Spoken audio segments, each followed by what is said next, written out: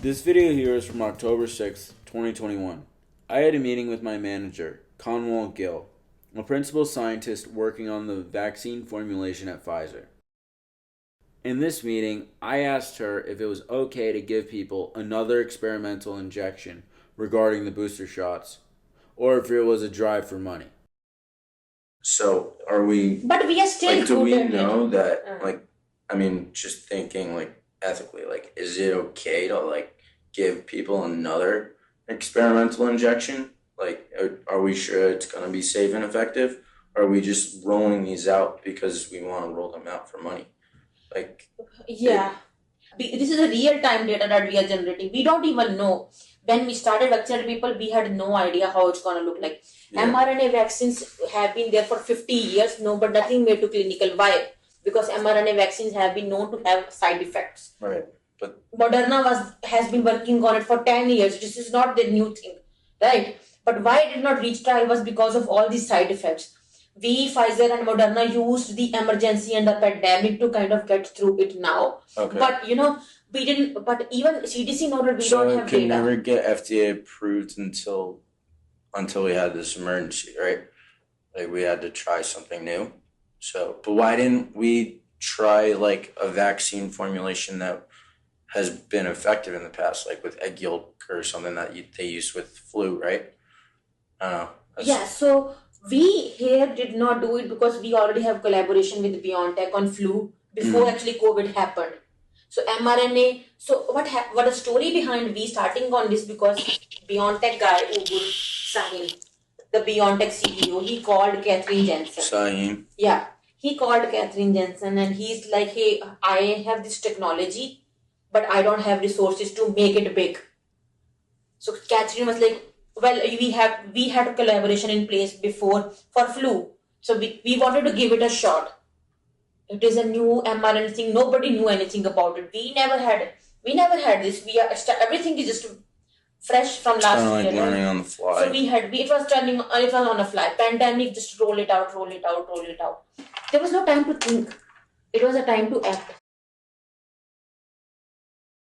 Who Conwall was mentioning in this clip is Catherine Jensen, the former head of vaccine research and development at Pfizer. I'm Catherine Jansen. I develop vaccines which help millions of people around the world to be protected from nasty and deadly infections. Currently, I'm developing a vaccine candidate to help prevent COVID-19. In an interview in 2020, Catherine confirmed what Conwall was saying, where she fully admitted that Pfizer was flying the plane as they were building it. This is a huge admission as to the nature of the so-called science that was happening behind the scenes. The most chilling thing for me was when we walked our dog and we go by the hospital complexes and you see one refrigerated truck after the other appearing in the parking lots in front of the hospitals. The refrigerator truck morgues. Morgues, right. It was just chilling, absolutely chilling. That was absolutely fueling the desire to come up with the vaccine no matter what it takes. This was kind of personal. It became very personal. I saw this as an enemy. The virus. The virus. I took this very personally. I wanted to fight it, beat it, fight it down. It was, nothing else mattered. I also have the transcript of audio that I obtained on October 28th, 2021, from the former head of pediatric formulations, Bakul Bhattangare, reiterating what Catherine and Conwall were saying, claiming once again that they were building the plane as they were starting to fly it. Conwall then goes on to say that the vaccine was not so effective and says that the mRNA and LNPs are very sneaky. Only Johnson & Johnson side effect came out quickly, like there was a clot that was happening with Johnson & Johnson's. Right. But other than that, mRNA and LNP are very sneaky, I think. We are not still seeing a lot of huge complications. She goes on to highlight how the clinical trials completely skipped normal clinical trials and went straight up, all at once, to phase 3. There are three types of trials, right? Phase 1, Yeah. phase 2, phase 3. We just went straight up, right? Yeah.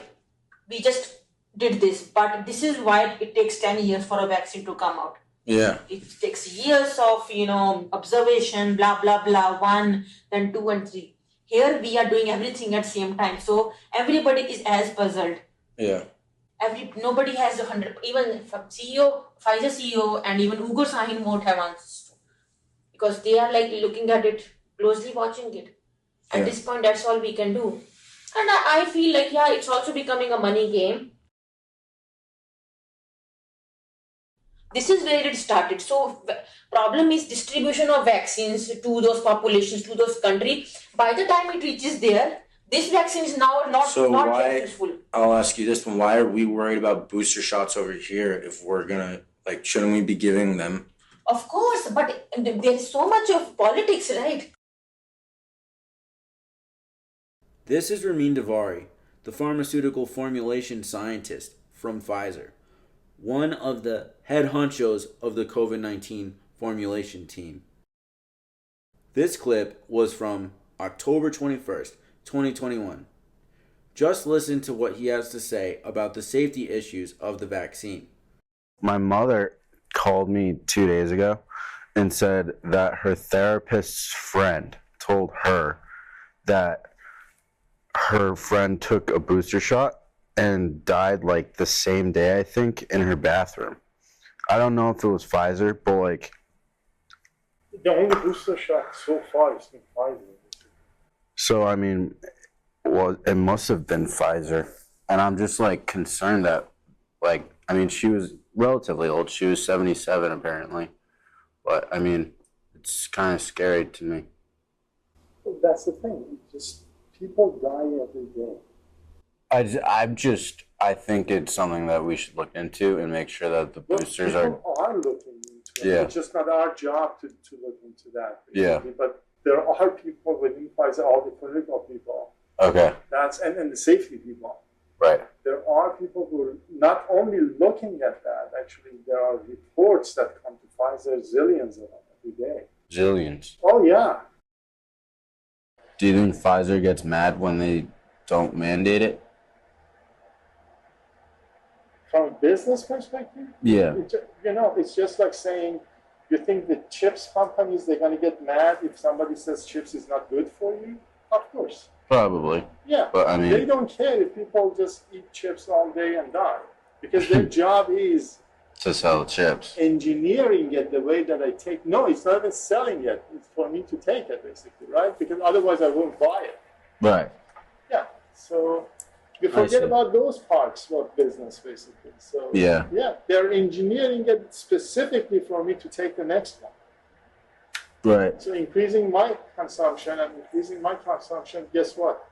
It's going to affect my heart and I'm going to die. Yeah. And nobody's talking about that. Yeah, I know. That's why I don't eat Yeah. chips. They're giving out free chips over there, Yeah. and I don't eat them because I'm like, I don't want that. And that's Give me a free salad. Once you say no to it, it's very easy. All of these admissions were from higher ups and people directly involved with the production of the vaccine. While the public was being told that the vaccine was safe and effective, behind the scenes, Pfizer was gaming the FDA and convincing everybody to board a plane that they were building in mid-flight.